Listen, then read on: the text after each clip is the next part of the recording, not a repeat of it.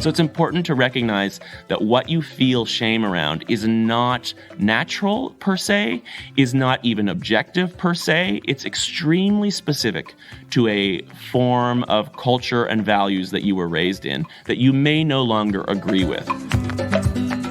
Welcome to Normalizing Non-Monogamy, the podcast where we interview incredible people from across the entire spectrum of non-monogamy to hear their fascinating stories. We strive to bring guests on the show who have a healthy approach to non-monogamy. However, it's important to remember that everyone does it a little bit differently, and the views and opinions expressed by our guests do not necessarily reflect our own. Additionally, we produce this show for entertainment purposes only. Please be aware that we aren't doctors or therapists. Consult a medical professional for anything regarding your health that you might learn about on the show. Enjoy! Welcome to episode 6 of Focus Fridays. We're Finn and Emma, and if you're new to our show and this is your first time tuning in, we typically do our interviews of people exploring non-monogamy. And this is not that type of show today. This is a topic-specific show. And if you're looking for the other 9 topics, well, I'm sorry, 4 of them haven't been released yet. But the other 5 you can find by scrolling back up in your podcast player. Alternatively, you can go to our website, normalizingnonmonogamy.com, and you can download all 10 of them at once right now, right here today. Special offer. It's actually not that special. No, it's all of them. It's available every day. And you can go to the courses tab, normalizingnonmonogamy.com, under the courses tab, and you will see a link there that will allow you to download all 10 at once for free if you would like, or if you feel like making a contribution to support the show and to support the contributors to this, we would greatly appreciate it. And thank you very much. With that, who are we talking to today? Today, we are having a conversation with AJ. He is the host of the Discomfortable Podcast, which is a podcast about shame, and he's in the process of becoming a shame educator. We met him in June of 2019 at the World Domination Summit, and we're super excited to make this connection and get this episode out there. So without further ado, let's go talk to AJ about shame. Welcome, AJ. We're so excited to have you on today. I met you actually when we were at a conference, the World Domination Summit, which I just have to plug because it's a really cool conference. Mm-hmm. And we're excited to bring you on and have a discussion around shame. Thank you. I'm excited to be here. Yeah, but for anybody who doesn't know you as well as we do, or as well as Emma does, We met briefly out in Portland, but do you mind giving people a little background on some of the projects you're working on and how you came into the shame world, the shamed community? I don't know. Well, my background is actually in filmmaking and writing. I'm a Canadian, and I've made some quirky short films and a feature as well. But I had this kind of breakthrough in therapy a few years ago where I realized that kind of my main issue and motivator in life was shame. And I should mention that I'm gay, and I think that played into it. It took me a really long time to come to terms with my sexuality, and so shame is just something that's kind of followed me around my whole life, and I think it was one of the big motivators in me feeling like I had to have a really impressive career as like a famous filmmaker. And when I had this breakthrough around shame in therapy, I just started researching shame for my own mental health. And I just became obsessed with it. I became obsessed with Brené Brown, and there's a bunch of other really interesting shame thinkers who aren't as famous as Brené. And it improved my life so dramatically. I had what I call a shame breakthrough, and it just like this weight of shame lifted off my shoulders. And it wasn't that I felt less shame. It was just that I understood it in this new way in which it didn't control me anymore. And it was so empowering that over the last few years of trying to figure out, like, well, if I don't want to be a famous filmmaker, what do I want to be? The one obsession that has just kept coming back is shame. So I'm kind of in the process of learning to become what I call a shame educator, which is sort of like a sex educator, except instead of sex, I talk about shame. And I kind of just want to be a journeyman who goes around and educates as many people as I possibly can about shame in the hopes that it can help the people who are a little bit burdened by it, like I am, have that same kind of relief. So I am currently studying at the Center for Healing Shame in Berkeley, and next year I will be certified by them. And in the meantime, I've been taking every shame course, every workshop, reading every shame book I can possibly find, and kind of integrating that with my own life experience to come up with what I think are the important top-level points about shame to help people start on their own journey. So that's really where I'm at right now. Awesome. And you have a podcast as well for people that can check that out. And that's called Discomfortable, right? Yeah. So I've got a podcast on all the major sites called Discomfortable. You can also go to discomfortable.net because I've also started to do videos. There's a Discomfortable YouTube channel. My most recent videos are an exploration of shame in the classic teen comedy Mean Girls, which is kind of a film that I've always really enjoyed and is a perfect example of how shame works. So I'm going to be doing more videos referencing pop culture, but I also have the podcast, which is about a year old now. So there's 60 plus episodes exploring shame and pretty much every topic you can imagine. Very cool. Yeah, that's amazing. And I guess to start off, we were hoping you could talk a little bit about what shame looks like and how it manifests itself, because I think a lot of people out there have shame but may not realize it. Kind of like you did, it sounds like, before you had a shame breakthrough. Yeah, one of the great places to start with what is shame is to create the distinction between shame and guilt. And the distinction that really resonates in the psychology community is that shame is the feeling that you are a bad person, that you're, deep down, your essence is flawed. Whereas guilt is more about actions. Guilt is, I specifically am guilty of doing this one bad thing. And there's another kind of angle to the difference between shame and guilt, which is that shame is usually based on a feeling of judgment from the outside world. The opinions of the world is that I am bad, whereas guilt is usually more based on your own values. Like, you know what? Based on my own sense of right and wrong, what I did in this specific instance was bad. And when you can see the difference between those two, you can start to see that guilt is a much more proactive and healthy way to look at our mistakes, because it centers them on one moment in time and it doesn't kind of eclipse your whole life. But when you get caught in the headspace of, because, usually it's based on an incident, because I did this thing, or because I experienced this thing, or because I innately am a thing such as, gay or trans, or any number of different identities could spark this feeling that I am just deeply flawed, I'm wrong, I'm bad. And there's very little you can do with that feeling because it doesn't leave room for change. So it's quite maladaptive. And the way I look at shame kind of from an evolutionary sense is that shame was a negative reinforcer towards towards like conformity with the group. Because when we were hunter-gatherers, we lived in groups of about 50 to 150 people. And if we got kicked out of that group, we were absolutely going to die. We couldn't survive.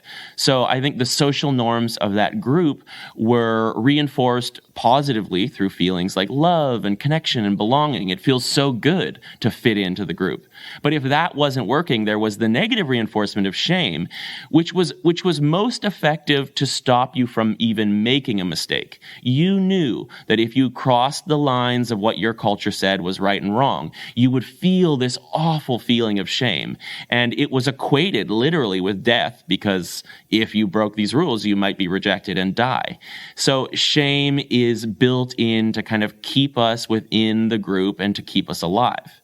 The problem is, of course, we live in a very different world now. We don't live with 150 people. We live in a global village in which we are being shamed all the time from strangers and from different cultures, all being mushed together, and different value systems. And so I think we are now exposed to our natural instinctual feeling of shame on a level that we have never had to deal with before. And it can be very challenging for people when they don't understand what shame is to parse out the difference between, okay, this is an instinct that has its purpose, and believing the instinct when it says that you are bad. And that's really the kind of big message for me, is to make it clear that when you feel shame, you don't have to believe it. You can't avoid feeling it. It's an instinct. But you can separate the feeling of shame and the messages that has been attached to it through culture and see that they're not necessarily true. Right. And I guess what are some of the ways that it manifests itself? Some of maybe the physical effects that it can have on people, or that it had on you, that you, once you've started dealing with it, that you've seen have just sort of gone by the wayside and have lifted off of you. Well, the physical feeling of shame, in my experience, is usually in my gut, but everybody's reactions are a little bit different. And one thing I want to make very clear is that getting comfortable with the discomfort of the physical feeling of shame is really important, because most people come to me saying, AJ, I want to feel less shame. And what I want to point out is that that's what shame wants you to do as well. Because it's a negative reinforcement, shame is kind of like physical pain. When you stub your toe, that's your body's way of saying, hey, don't do that. You're going to hurt yourself. And shame is the social version of that. So when you feel shame, it's your brain and your body's way of saying, hey, whatever you just did, don't ever do that again. So shame also wants you to feel shame as little as possible. So if your goal is to not feel that horrible physical feeling, that means that you are helping shame do its job, and you are still controlled by shame. So one of the most powerful ways to deal with it is to normalize that discomfort. And we're able to do this with physical pain. We go to the gym and it hurts, but we know we're choosing that pain is okay. And so I kind of want to look at shame in a similar way. Every time we try to avoid feeling shame, what often happens is that we go into our threat response. And this just goes to show how connected to death shame is. It's like the social death. Because if you are in a situation where something really threatening happens, you're being attacked, or you have a near-death experience, our brain is designed to have these really basic threat reactions like fight or flight. And this goes back to lizards. Like every animal down to lizards has the exact same threat response. We literally have an ancient part of our brain called the amygdala and the limbic system, and they're in charge of this. But what's interesting is you can be in a situation where you are not threatened physically, and that part of your brain is still activated. And that's because shame is so closely linked with death.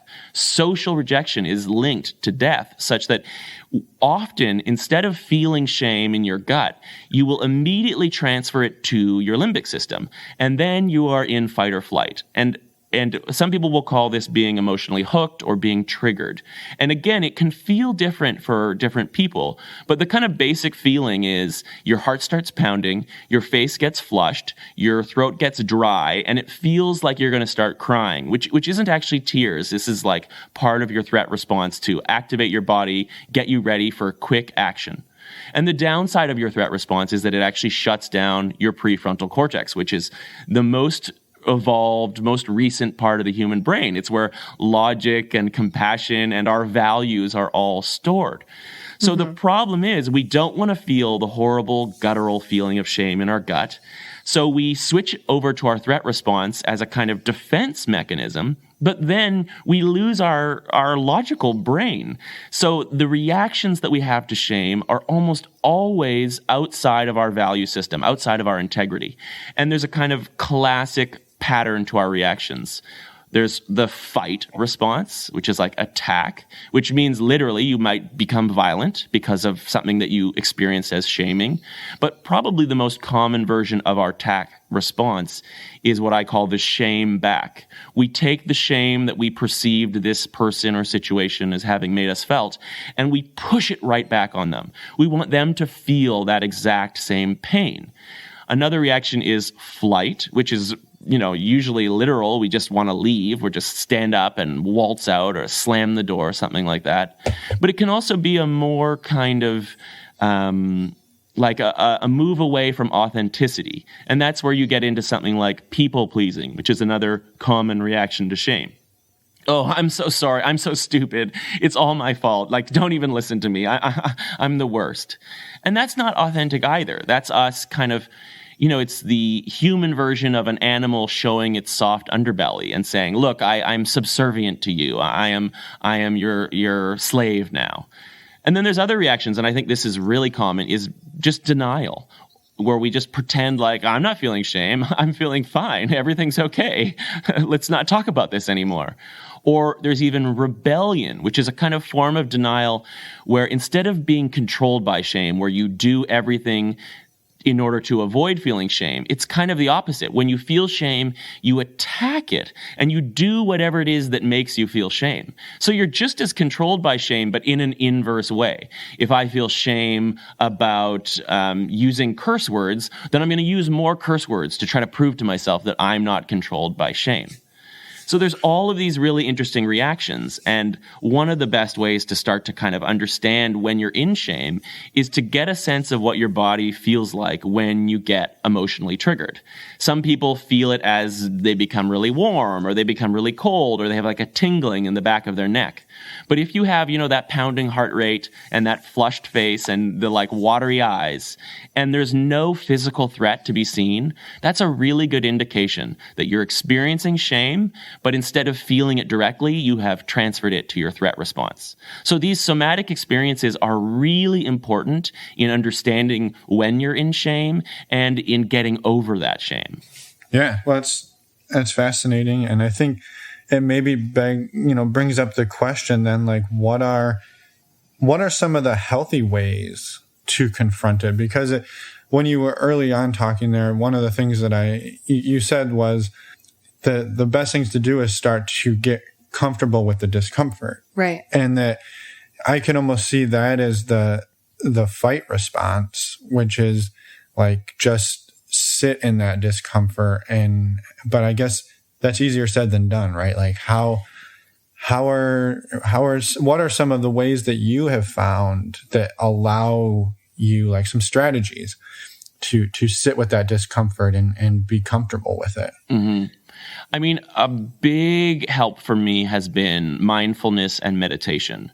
Mindfulness is a practice where you basically pay attention really closely to what you're feeling. Meditation is just a really great way to get in touch with your body and your thoughts and your feelings and really see what is coming up. And the practice of mindfulness is not to judge or reject any of those feelings, but literally just to feel them, to explore them, to get curious about them. That's a word that Brené Brown uses a lot, curiosity. So it's a practice of when we feel a feeling that is designed to make us react, to not feel it. Instead, to have the self-awareness to say, I'm not going to react to this. Like one of the biggest strategies is literally just to do nothing if you can. To just be like, oh, I'm feeling really uncomfortable. I'm going to sit in this. I'm going to get curious about it. I'm going to just feel it. We don't always have the opportunity to do that, if we get shamed at work. And in these cases, it can be useful to lean into your flight reflex. You can say, I'm going to withdraw from this situation in a, respectful way and just take some time in the washroom or go for a walk and just take that opportunity to use my withdrawal response to get comfortable with the feeling again. The danger with our withdrawal response is that usually what happens to me is that when I withdraw from a shaming situation, I actually just go into rumination, which means I'm going for a walk, but in my head, I'm auditioning different fight responses. I'm like, oh, well, I could have said this, or I could have been like, fuck you, or I could have had some kind of clever reaction, or I could have punched them. So you have to be really careful when you withdraw that you then use that space and time to get back into your prefrontal cortex, to get your brain online again. And you can literally do this through different types of thinking. Like sometimes I will just count backwards from 100 by multiples of 3. So like 100, 97, 94. And if you do that for a while, you're being logical and you're getting your prefrontal cortex online and you're stopping the rumination that's connected with your threat response.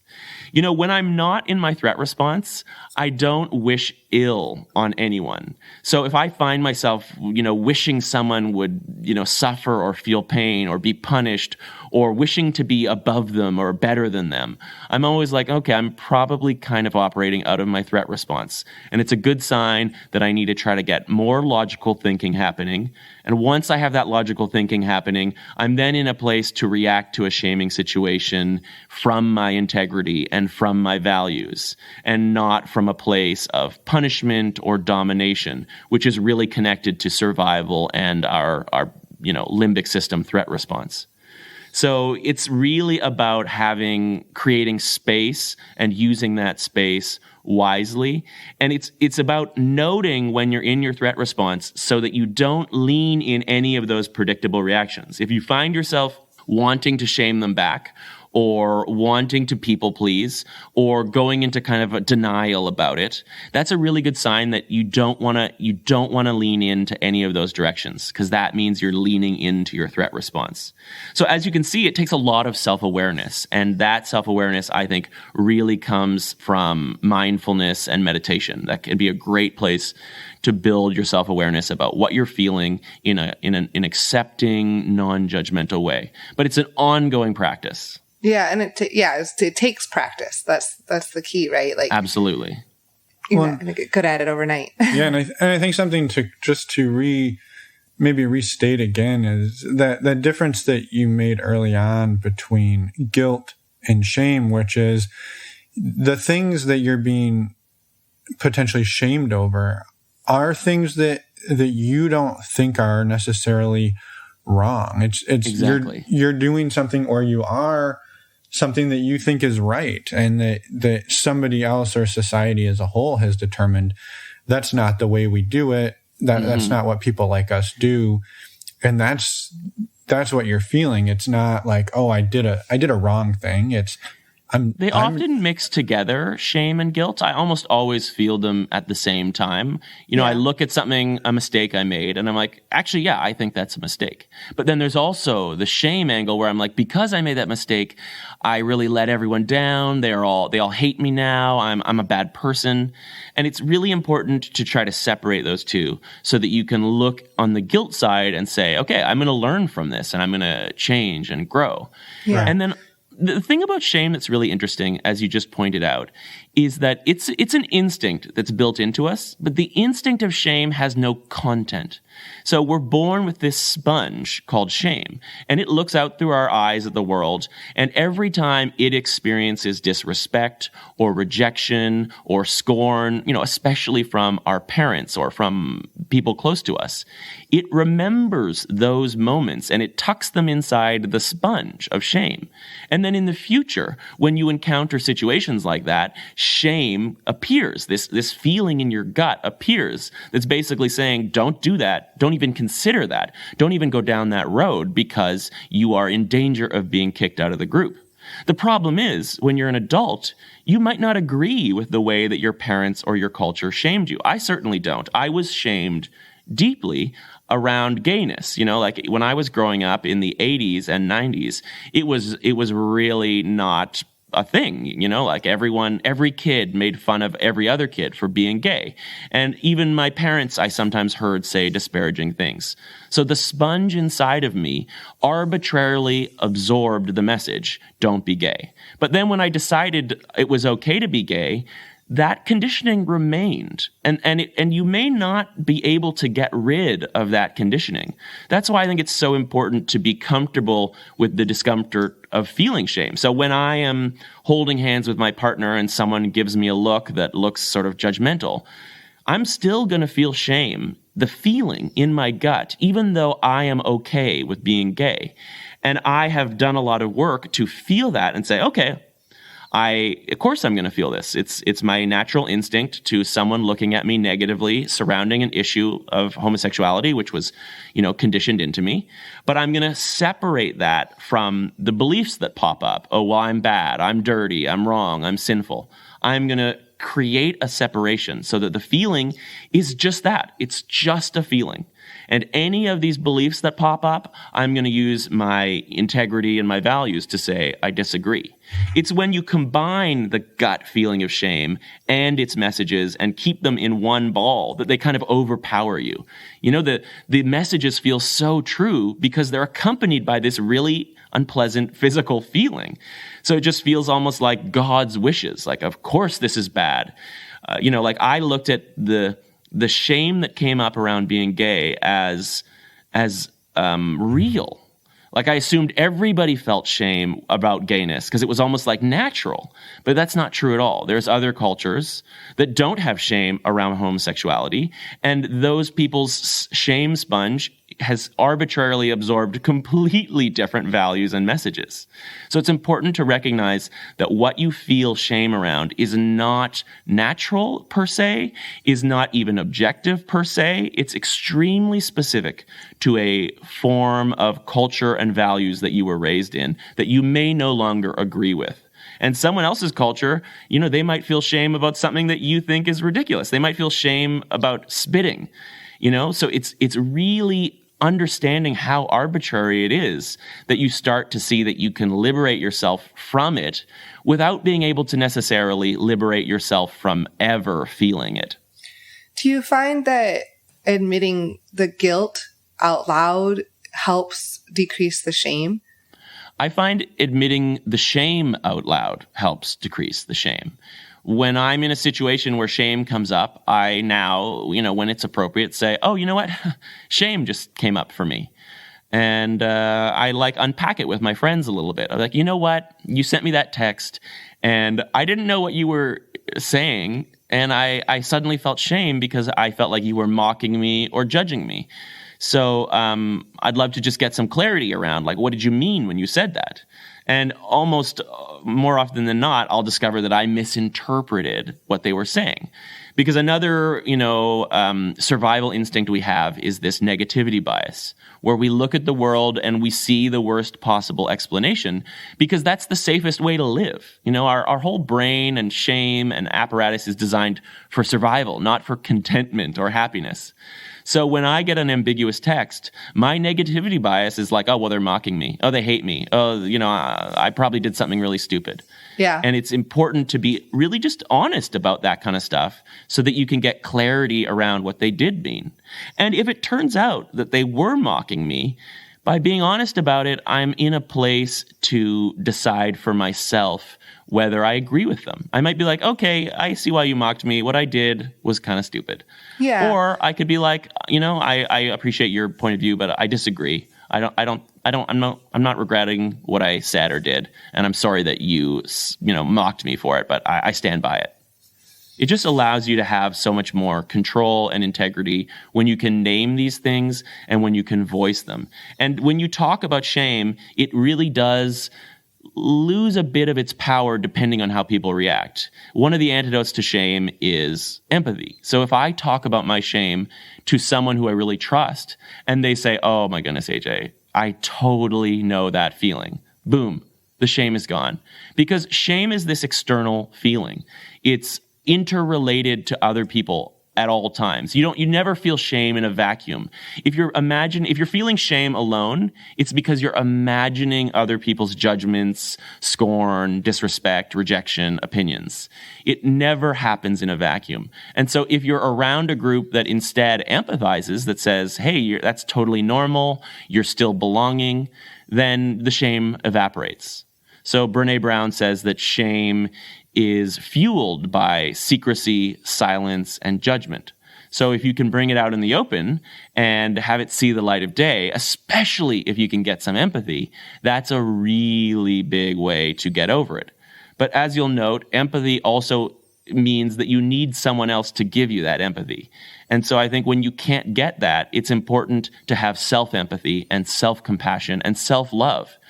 It's your way of saying to yourself, even if no one else agrees with me on this, I really do feel aligned with my values and my logic and my integrity here. And I know this is going to be tough, but I am going to combat those natural feelings of shame by saying I love myself and I accept myself. And that can be very powerful because it doesn't hinge on anyone else's approval or opinions. Right. And I think that makes a lot of sense. And you can feel shame around so many different topics and feelings and issues in your life. But I guess bringing this around a little bit to talking specifically about non-monogamy, I think what you said, so that the three things that Brene Brown says, secrecy, silence, and what was the third one? Judgment. Like that really hits home when it comes to non-monogamy, because so many people have all of those three things around non-monogamy. Mm-hmm, and so being able to acknowledge that and sit with it and meditate on it, and also be confident in your choices and moving forward, can really help decrease the shame around it, because you're acknowledging it, right? Mm-hmm, mm-hmm. I would definitely, anyone who is, feeling shame about some aspect of either their identity or some behavior that they have chosen, I think it's really important to get support from other people who have similar views. Like, that's where you're going to get your empathy from. For example, if you are gay like me and you haven't come out to your family and you're not sure how they're going to react, I would really recommend that you find your tribe before you come out in an uncertain way, because the shame of being rejected by your family is going to be so overpowering that you're going to need something to fall back on. And maybe you'll be surprised by people's reactions when you come out of the closet, so to speak. Right. But I feel like if you can build up a tribe, either online or in person, of people who are like-minded, that can just be a really great source of empathy and support that can help you deal with your own shame in a safe environment before you go out to the whole world or to someone whose reaction is going to be really important to you, but you're not sure what that reaction is going to be. So we can't always control how our family is going to react to something like non-monogamy or homosexuality or all kinds of different identities. Right. But we can absolutely find our tribe, and that's so important. Right. But I guess one thing I'm curious about, and I completely agree with that, but something that I would think that you might agree with here, and maybe we can talk a little bit more about, is that just having that tribe is not enough, right, to alleviate sort of those feelings of shame, right? Because let's specifically in the non-monogamy community, right?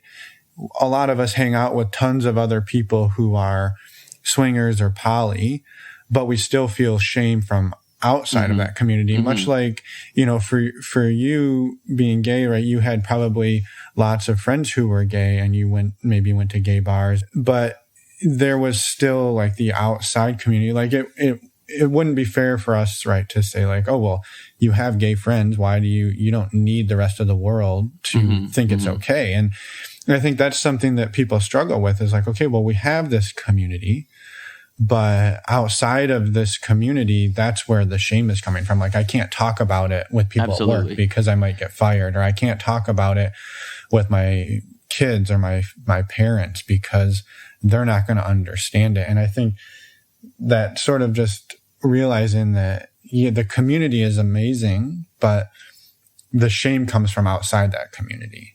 Absolutely. And I think it's important to remember and reiterate that if your goal is to feel no shame, you are actually working with shame. It's just not possible to not feel shame. The only people who don't feel shame are sociopaths or psychopaths, and they also don't feel empathy. Yeah. So, to me, shame and empathy are so combined and wound up that they're like two sides of one coin. So trying not to feel shame is not the goal here. And what I'll say is that, like, we're a social animal, and so we have been designed by evolution to be rewarded when we connect or feel belonging or acceptance or validation from other people. So in a perfect world, everyone in the world, especially the people closest to us, our family, our friends, would completely accept and connect with and validate every part of us. But that's not always possible. So when I talk about having a tribe, it's a good way to bolster when you have a situation where your family may or may not accept you. You know, there are some people who will be rejected by their families for being LGBTQ+. And in those cases, you can create a chosen family, which to be fully honest, will never have quite the same power as your original family. But it's a great and necessary backup to have. Of course. So when I look at coming out to my actual family or to the world, to me, that's more a process of knowing that if they don't accept me, I will feel shame. But what's so important is that I don't allow that shame to control me or to convince me that I don't have any value. So that's what I mean when I'm talking about separating the feeling, just the physical feeling of shame from those cultural messages that got intertwined with it when I was a kid. And I'm able to do that now using mindfulness. So if I were to come out to my family and they didn't accept some part of me, I would be like absolutely prepared to just sit in that unpleasant feeling of shame, but making sure that I don't believe any of the messages that come up. So I'm like, this is gonna hurt. But it's like going to the gym. It's worth it to just feel that pain of shame and to normalize it and get comfortable with it and say in the face of it, that doesn't mean I'm a bad person. That doesn't mean that I'm flawed or wrong. That doesn't mean I should change. That doesn't mean I should get angry. None of those things are reactions or beliefs that I'm going to buy into. And the truth is that when you just sit in an emotion, it actually doesn't last that long. This is another thing that you discover when you practice mindfulness and meditation. It's all of the work and energy we put into avoiding certain unpleasant emotions that prolongs them. You know, when something stimulates shame in me, it lasts like 90 seconds or, maybe a bit longer. And the reason it seems to last forever is because I ruminate. I keep opening that psychic shame wound by thinking over and over in my head, I should have said this, I could have done that, or they have no right to believe this, they had no right to treat me that way. All of those thoughts aren't really useful, and they're actually extending the unpleasantness of shame. Whereas when I actually experience shame in the moment and just stop, usually I'll put a hand on my chest because that's sort of like a self-hug, and I'll just literally just sit there and feel it as much, like I lean into it. I feel it and I just feel everything it has to offer me.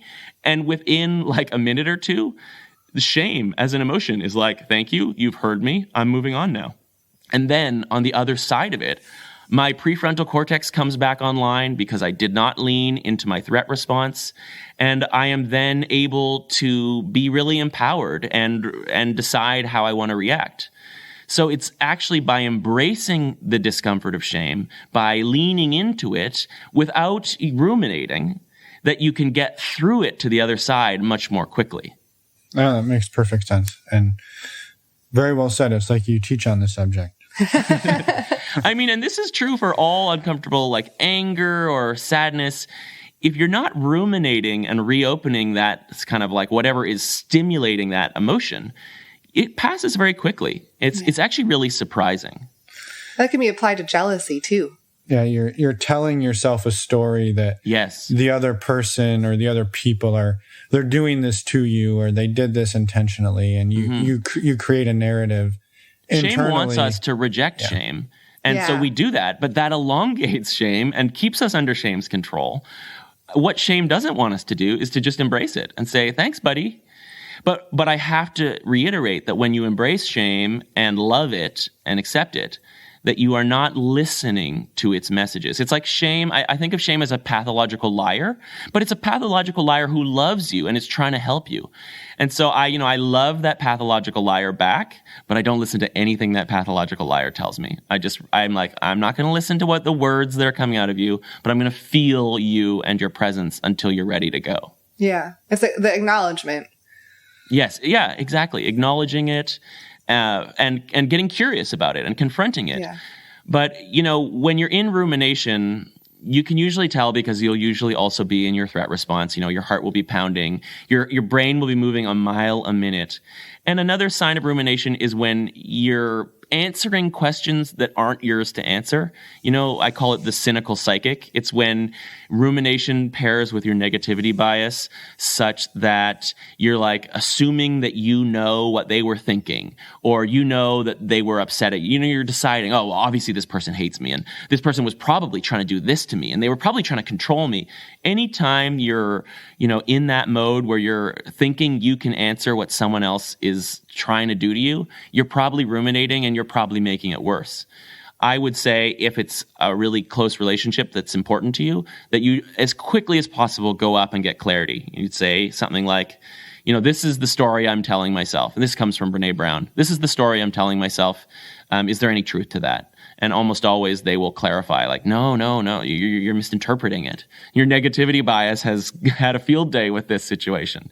Mm-hmm. But if you can't, if I'm on the street and someone bumps my shoulder, it's the smallest thing, but I will feel shame. And instead of saying, I shouldn't feel shame about this, it was just a stranger who bumped my shoulder, I say, no, of course I'm going to feel shame. And I pause and I feel it.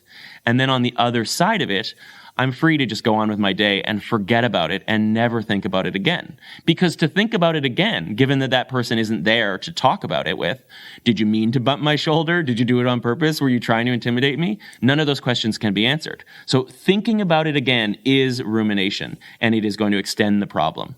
Sounds like a big piece of this is, like you said, take it, accept it, and then move on, because there's a lot of times there's just nothing you can do about it. And exactly. Like you said, you're just going to sit in it and make yourself crazy.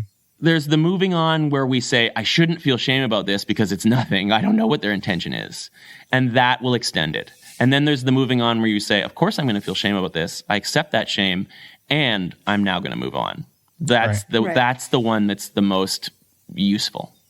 Right. Yeah, because you're actually able to move on in that instance, where the other one you're not. Yeah, you're not letting shame tell you its message, which is really important to shame because it thinks it's going to help you survive. Think back to when you were a hunter-gatherer or, your ancestors. If someone bumped your shoulder, it was someone you knew. It was one of the 150. It was someone that was your kin or your relative. So it really was important that you figure out, oh no, is this person upset at me? But now we live in this modern world where a stranger can trigger that same reaction when it really isn't important. On the internet, a stranger can trigger a reaction that was designed to be for our kin. And that's really important to remember, because then you are like, of course this feels really intense, even though intellectually I know it's nothing. Of course it feels intense. That's okay. Right. Well, because your defenses go up, right? If somebody says something on the internet that's a stranger, and whatever their intention is, you can interpret it how you interpret it and feel a lot of shame around that, or frustration or anger, but like you said, that you have to separate that from being, a stranger versus like your kin originally, right? Like the ancestors. Yeah, exactly. Is there anything, thank you again. We've talked about, I think, some amazing strategies and ways to disarm shame and to sit with it. And I think we've learned a lot. And is there anything that we haven't touched on that you wanted to make sure people took away from this conversation? Well, there's a couple other strategies that I can kind of just throw out here. Sure. We talked about how shame is an externally referenced emotion, and how empathy is also externally referenced. And it's really powerful. And that's where your tribe comes in handy, though, as I said, they're not going to get rid of your shame, but they're a great support system. But there's other internally referenced things you can do with shame. And, a classic one from the LGBTQ plus community is converting shame to pride. And, like non-monogamy might be a great example, where you start off by feeling like, oh, I don't want to tell my family. I'm really ashamed of being different than them. They might judge me. But then there's the other angle, which I've heard you talk about, where you're like, but hey, we've done non-monogamy for 13 years and it's worked really well for us. Like, wow, we should actually be really proud of this thing. So there's always a way that you can kind of convert it and find the pride side and really own that. And I like that one, by the way. It's a really good way to think about it. Anytime you make a mistake and then overcome it, that's a great source of pride. Like the mistake itself is where we focus the shame. But then it's like, no, look at what I learned from that. Look at how I've grown now. Look at how I would know to do it differently in the future. And that can be a big source of pride, which is great. Whereas if you let shame make you think that you need to hide a mistake, then you're not going to learn anything from it. So again, it's about bringing these things into the open. If not telling everyone, at least being open with yourself about it.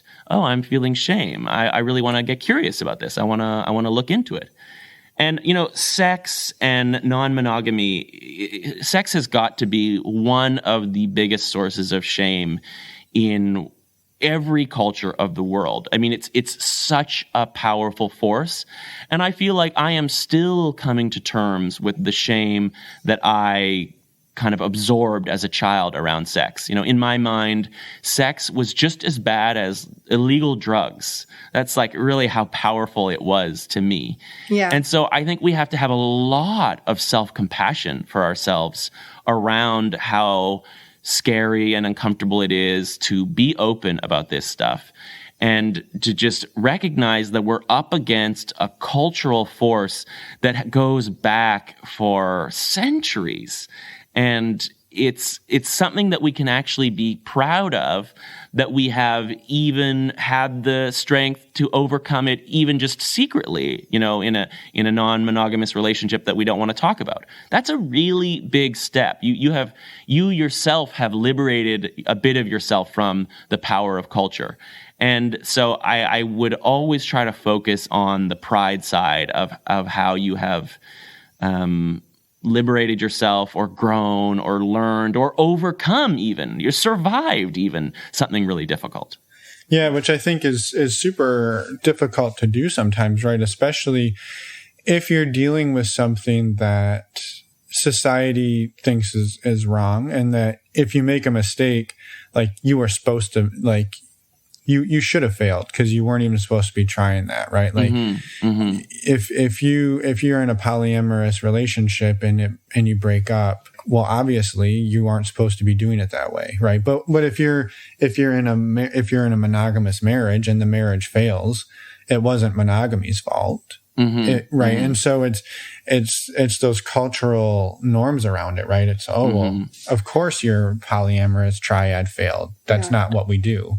And that's where getting curious is so important, because if you can, shame operates unconsciously. And what I want to do is take all of those unconscious shame rules, all the messages that my sponge absorbed, and bring them into my conscious brain, because they're often not something I'm aware of at all. And when I realize it, I'm quite surprised. Usually it feels like something. When someone challenges you on a shame conditioning, you almost always give the like, oh, well, of course, why should you be monogamous? Like, because, duh, like, of course. But when you really challenge those beliefs, you'll find that there's not a lot of logic behind them, because you didn't learn them through logic. You learned them through shame. So I am in the process of trying to get curious about what it is about sex that is so bad, and to try to bring all of that into my conscious brain so that I can then make a conscious decision. Do I agree with that piece of cultural conditioning or not? And sometimes I'll be like, yeah, actually, I do agree with that one. That's a good lesson. But now I agree with it from a place of logic, not just from a gut reaction. And, another big powerful tool is to convert shame into gratitude.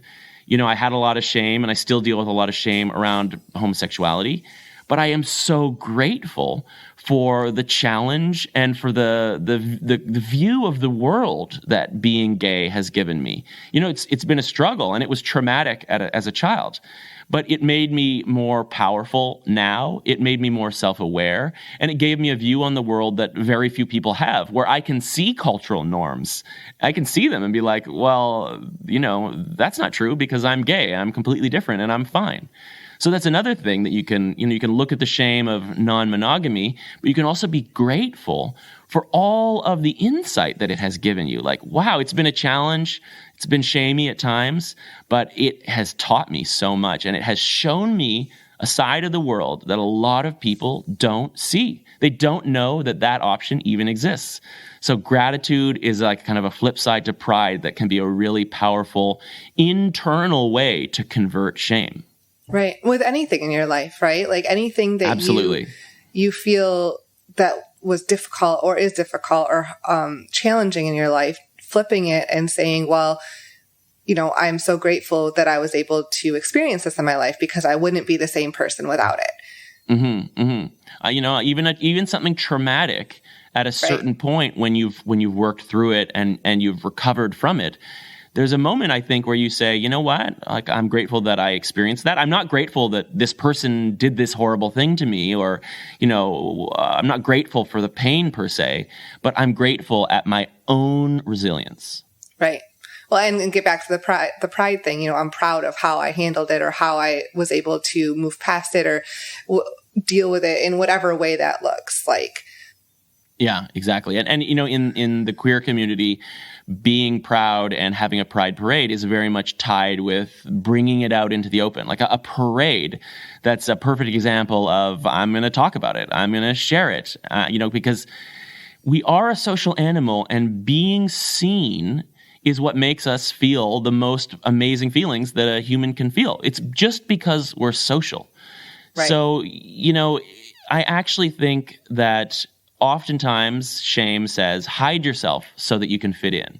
And that's a great strategy for surviving, but it doesn't lead to the most well-being. And now that we live in this modern world, we all have access to a tribe of people out there who will see us and empathize with us and accept us fully.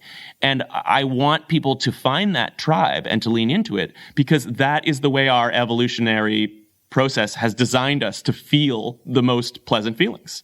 It's just as simple as that. It's like, how do I, you know, yes, you can fit in and survive, but you won't be as happy as if you can find as many places as possible where you can be your full authentic self, because that is where your brain is going to reward you with the most pleasant feelings of belonging and connection and validation and acceptance, simply because as a social animal, that's what helped us survive. Yeah. And one piece that we didn't talk about really, but has a huge impact on feeling shame, is religion, and how in our cultures, you know, in different cultures, people feel shame around different things. A lot of it tied back to what they're taught from a religious standpoint. And that's a whole nother ballgame, but gets to the point too that you can overcome that and you can acknowledge it. Yeah, religion is fascinating to me, and I will disclose that I am agnostic. You know, I'm not religious. Sometimes I have been quite atheistic, but really, if I had to be honest, I just don't know. Yeah. But it changes shame when you believe that there's this God out there, because in my mind, what's really helped me deal with shame is knowing that I have me, and that my opinion is the most important opinion. And if I buy into shame's message that I'm bad, then by all intents and purposes, I am bad, and I'm going to feel it. But if I just say, no, I'm literally just going to decide that all people are equal, therefore I am not bad, it works. Like if I'm able to believe that message that I tell myself, then I feel that it's true. And, you know, like our brain is subjective in the way that what we believe feels true. So even if I'm around a group and I feel like they accept me, I'm going to feel amazing, even if behind the curtain, they actually don't accept me. So I would be, you know, when you believe in a God, if you have any choice in the matter, I would highly recommend believing in a God who is all loving, you know, and there are religions that absolutely have that. There are branches of Christianity that absolutely have that. A God who accepts you wholly, and when you make a mistake, that God completely understands and says, yes, you made a mistake, but you're learning, and that's okay. Because that would actually add this incredible sense of acceptance to your life, to know that there's a God who always has your back, who always loves you, who no matter what you do, that God unconditionally loves and accepts you. Like, obviously that God wants you to do the best that you can.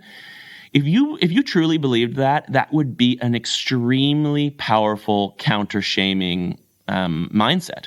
I don't have that, so I try to give that to myself. I try to say that all humans are equal. That's my internal logic.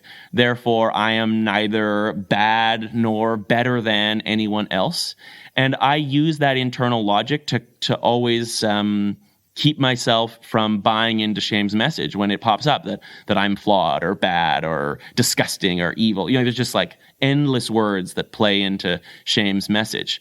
But when I am able to tell myself, no, you know what? I've just decided I have value, I have worth, I am as good as anyone else. And if I can really believe that, it's really powerful.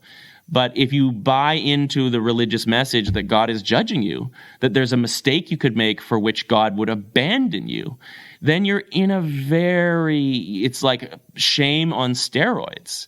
And I want people to recognize, just as you said with non-monogamy, that there is a choice. There are other religious beliefs that you could lean into, and you don't have to just accept the one that you were born into. You were arbitrarily born into a religion. And if you believe in the magic of God, if you believe that there's a larger story there, I would really encourage people to find the version of God, the version of that magic that is unconditionally accepting and loving, because that is going to really help. Yeah, I love that. It's very well said. Was there anything else that you'd want to add? I think that pretty much covers what I, have off the top of my head. Of course, you can go into shame and every topic, shame and sex, shame and raising children, shame and this and shame and that. But, that's, you can listen to that in my podcast. I was going to say that's exactly what your podcast does. And the strategies that we talked about here are still valid strategies. These aren't just how to overcome the shame around being gay or being non-monogamous. It's right. They're unilateral strategies. And I would, in terms of non-monogamy and in shame in general, my message is one of wanting to empower people to see and accept their own authority and their own ability to choose. Because I think shame tricks us into thinking we don't have choice. Shame makes it seem like, I have to act this way or I will be bad. But actually, what is really happening is that you are choosing to act in this way because shame is pressuring you and it aligns with your culture. But you are still choosing. Every time you think you have to do something, I have to go to work, I have to do this, it is a choice, even if it's an unconscious choice. And what I want people to realize when they're coming out of shame is that they get to make those choices from a conscious place by empowering their own sense of authority. So instead of thinking, I wish I could be non-monogamous, but I have to do it a certain way, I want to say it's a choice. And when you make that choice consciously, you are in a much better position to be empowered and to find your own strength and your own self-resilience. And it's sort of like a house of, like a domino effect where once you realize you have choice and you make that choice conscious in as many different domains in your life, it really raises you up and raises your own self-esteem up and your own sense of authority up, because you're like, I can't, just rely on culture to tell me how to act. I am choosing and I need to be responsible with how I choose. So right. It's kind of a paradigm shift when you realize that culture is not choosing, you are. And if you allow culture to choose for you unconsciously, you're not making the most wise, thought through, logical, value-based choices, but you are still choosing. Yeah. Right. No, I think that's wonderfully said. And we really appreciate, you coming on and sharing all of these thoughts around shame. And we're excited to point people in the direction of your podcast and your work, because I think it's also very important and gives people another resource to continue diving into this topic. Well, thanks so much for having me. It's always helpful for me to sort of express it in a new way, in a new context with new people. And so I've really learned a lot, and I'm learning so much about non-monogamy from the podcast. It's been really eye-opening for me as well. So thank you. Awesome. Well, we appreciate that. Yeah. And look forward to working together in the future. So thank you. Great. Thank you. And we're back. Again, thank you to AJ for coming on the show and sharing a lot of his knowledge with us. Yeah, and again, we appreciate everything, AJ, and we're super excited. Hopefully we see you at the World Domination Summit this year. 2020. We're excited. The last one. All right, next week, we've got an interview with Jack and Jill, former guests of the show from episode 97, and former Mennonites who, in their own right, have dealt with quite a bit of shame. And so we're going to actually talk to them a little bit more about shame and how they've dealt with it personally and are continuing to deal with it. Yep. And just a quick reminder, any resources that are mentioned in any of these episodes are available in our show notes, and those can be found at normalizingnonmonogamy.com. And with that, let's go, and we will see you all next Friday.